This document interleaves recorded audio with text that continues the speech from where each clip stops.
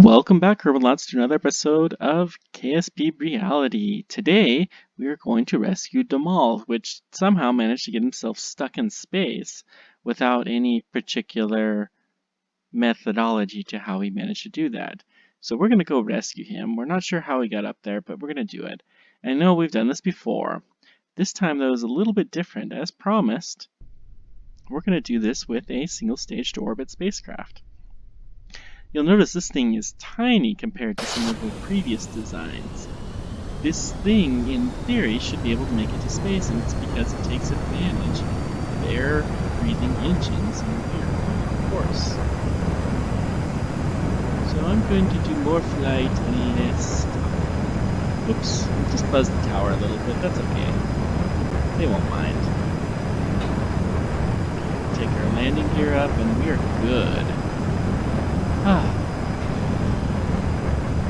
So this spacecraft is fully capable of autonomous spaceflight, but it has room for one pilot, which is the mode that we're using this in. You'll notice that we're going quite a bit faster than we normally do inside the atmosphere.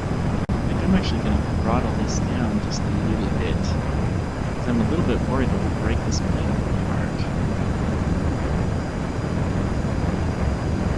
We should have plenty of fuel.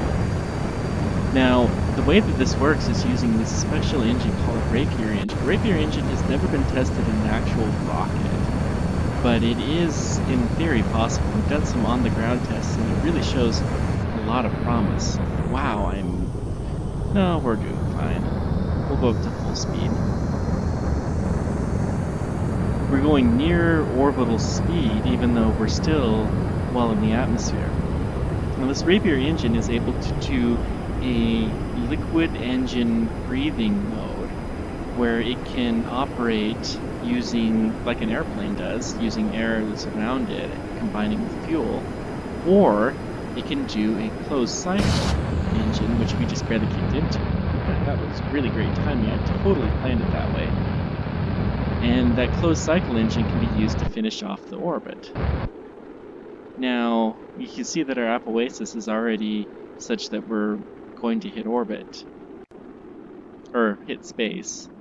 Remains to be seen if we'll make it into orbit, but I think we'll be fine. Okay, so this Rapier engine is being developed. They've done some laboratory tests, and it's really promising thing. It's the most promising thing to make the single-stage orbit reality. Now, Elon Musk is taking a different tactic. He's using ways to recycle the rocket itself, which is not something that had ever been attempted before, but he's showing a lot of promise with it. Getting the upper stage is quite difficult, to say the least. Let's go ahead and do a little bit of time warp. It looks like we are ahead of our guy here. Interesting. So we'll try to delay our full orbit as long as we can. This spacecraft is a lot more powerful than I thought it would be. Does it have our delta V? Yeah, we have 1,000 meters per second of delta V. So we could probably take this thing down to the ground and use it to get to orbit again without refueling. And we didn't even put any fuel inside these wings, which we are actually able to. Actually, we'll wait until we have to, which I think is actually now. So right now we're firing it like a rocket using oxidizer and liquid fuel. When we were going in airplane mode, we just used this fuel. And we were able to make it into orbit. Okay, we still not in full orbit yet, so we're still allowing them to catch up to us some. So hopefully this will work out just fine. I'm sure it'll be just fine. Famous last words. Okay. I thought this was going to take us a lot longer to get into orbit, though, which is why we fired as early as we did. I guess we're able to speed things along a lot more because it is a single stage to orbit spacecraft.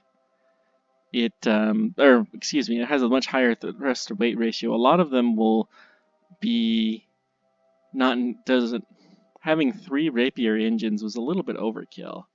We probably could have gotten away with 2 or maybe even 1 for something like this. We could have used a nuclear engine for here, and I think the next time I use this design, I will in fact do that. Okay, so we are in orbit now. I'm going to go ahead and put a cut in here, and we're going to skip to the part where we actually are approaching the spacecraft, and we're going to see how this thing lands. I've never actually landed this thing. We're going to even try to do this at the Kerbal Space Center. So I'm confident this design will work, but it'll be fun, and I might even have a bonus video for you guys. These space planes are very, very difficult. As I mentioned before, rocket design is relatively easy, especially if you have an engine built in. Spacecraft design is much, much harder. So anyways, I'm going to put the cut in here, and we'll see you soon. Welcome back, Kerbalats. So, I know we just took a short break here, so I probably shouldn't have said that. But anyways, we are now approaching in on our final rescue of... Hey, how about that? It's the same part. Our final rescue of our poor little Domal here. Another engineer, how about that? We're going to go ahead and EVA him.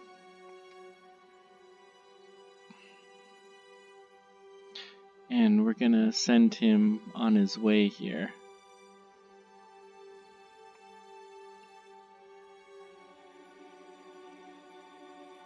But one thing I wanted to mention about single stage to orbit spacecraft, it's fairly easy to do that in Kerbal Space Program.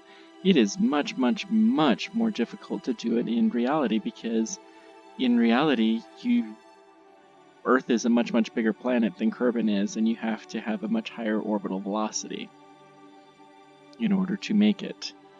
So, just keep our target right there. So, what am I trying to say? Yeah, we'll just keep warp here a little bit faster so this continues on. So it's fairly easy to do here in this game. It would be really, really great if we could do it in reality, but it's not that easy, unfortunately. Yeah, we want to slow ourselves down. Meanwhile, we want to point ourselves in the right direction. Getting better at these controls. Okay. Slow down. Hold your horses there. Okay, we're coming in looking solid.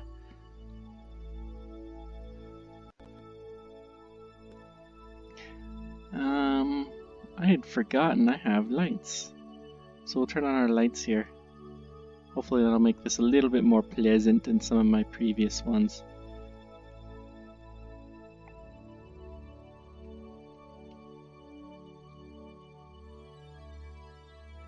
Okay, we're coming up on our spacecraft. Looks like we have a pretty decent orientation. I'm not sure that we can actually grab this thing, but we'll find out. Okay, preparing to grab and or board. Wow, we're almost perfectly on target.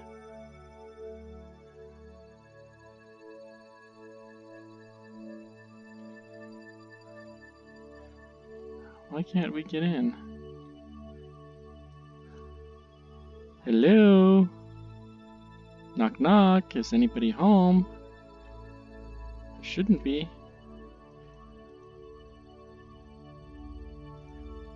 Huh. Well, this is interesting. Okay, we don't care about Domos. Well,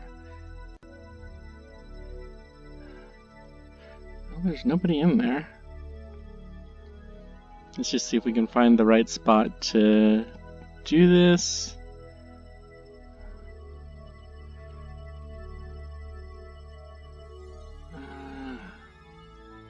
away, game. Why do you do this to me? You should be able to get into this spacecraft.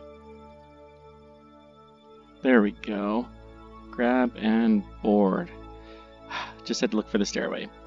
Okay.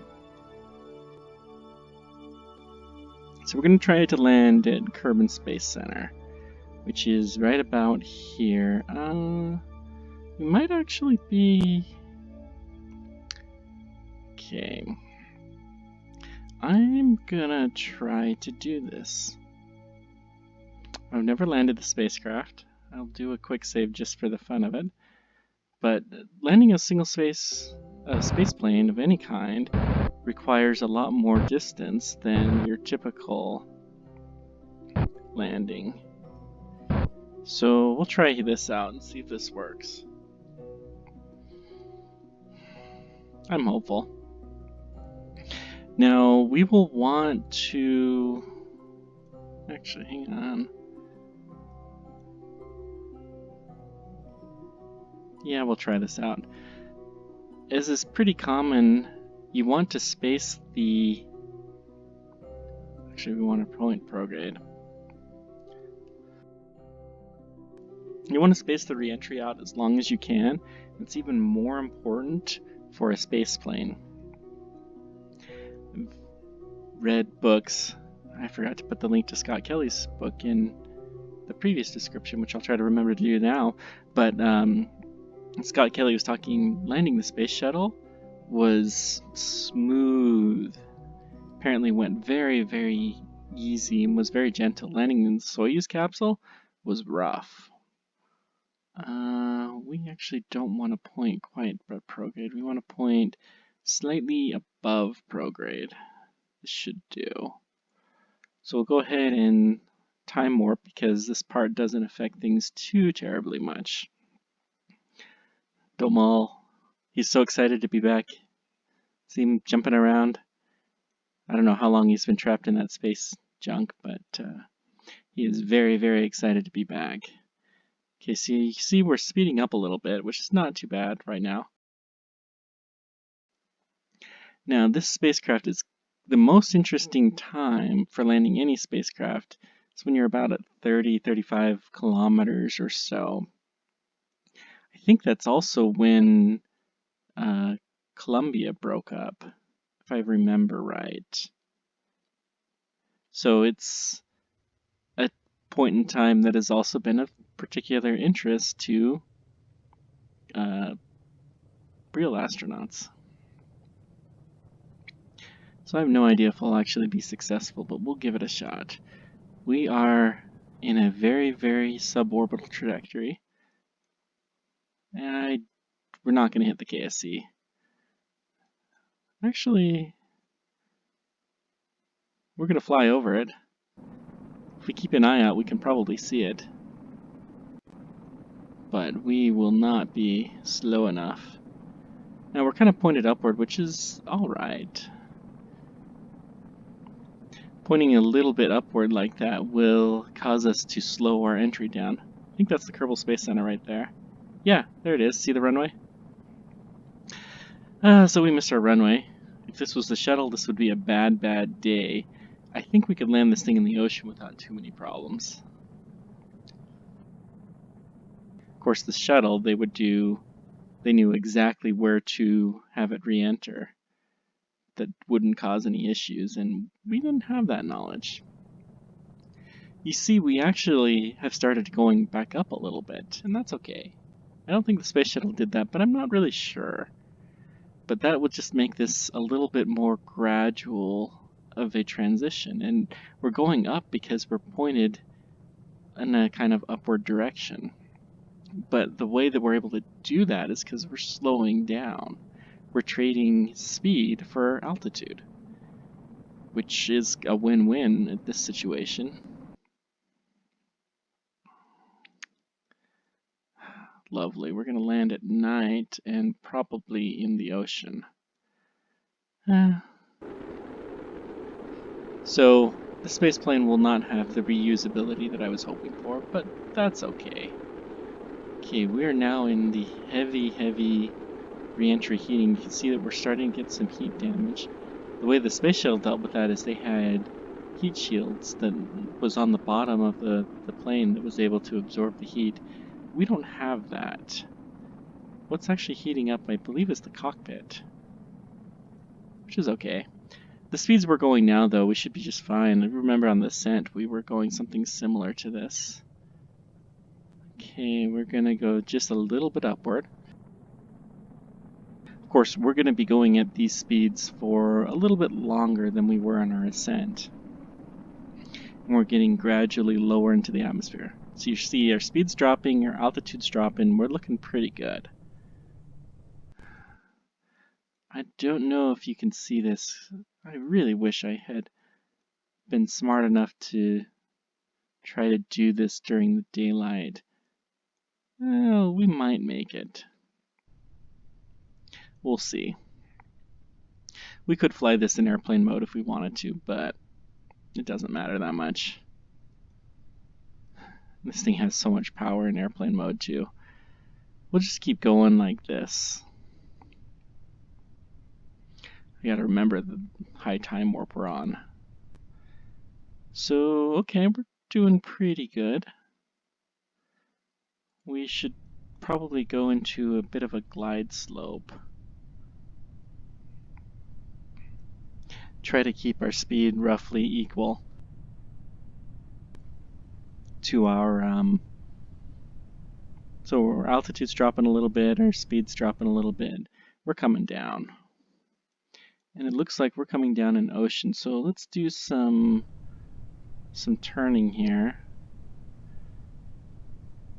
I see land here. We're gonna try to hit the land. I don't know if you guys will be able to see that or not, but I can. Okay. Land is preferable to water for a spaceplane. The shuttle couldn't have done a landing like this, but this is a lot smaller plane. This is something closer to the Dream Chaser, but the Dream Chaser doesn't have rocket engines, or the spacecraft, I forget, the top secret one that the Department of Defense is using, the Air Force is using. Okay, we're well below the speed of sound, that's good.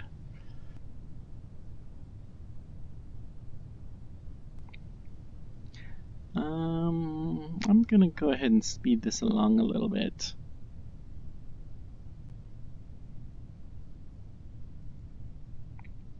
I find it kind of interesting that we seem to... Oh, I'm in orbital mode. There we go.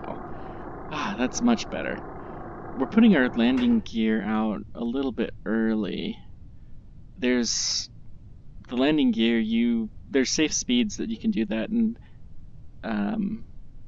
pilots, they, if you go over the speed limit, then it could be dangerous, and so all kinds of bad stuff happens when you do that. So we're doing this because we're going too slow. We're gonna have to speed up. And I wish I could be pointing in the right direction. Oh no!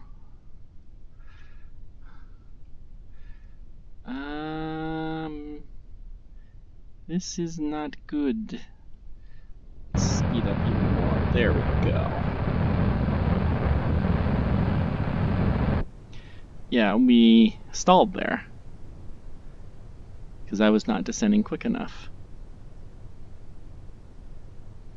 Okay, this is a little bit hilly, so this is not the best spot to land, but we're gonna give this a shot. Let's turn on our lights so you guys can hopefully see this a little bit better. We'll get a better idea of how far the ground is too, so it's a win-win. We're gonna stall again. Not a good spot to be stalling. Oh no, oh no, no. Engine cut off and brake. Well, that went well. Yeah, so this would have went much better, obviously, if we had landed at the Space Center, but we rescued our astronaut. Yay! Damalos, happy to be back. I'll call it a win.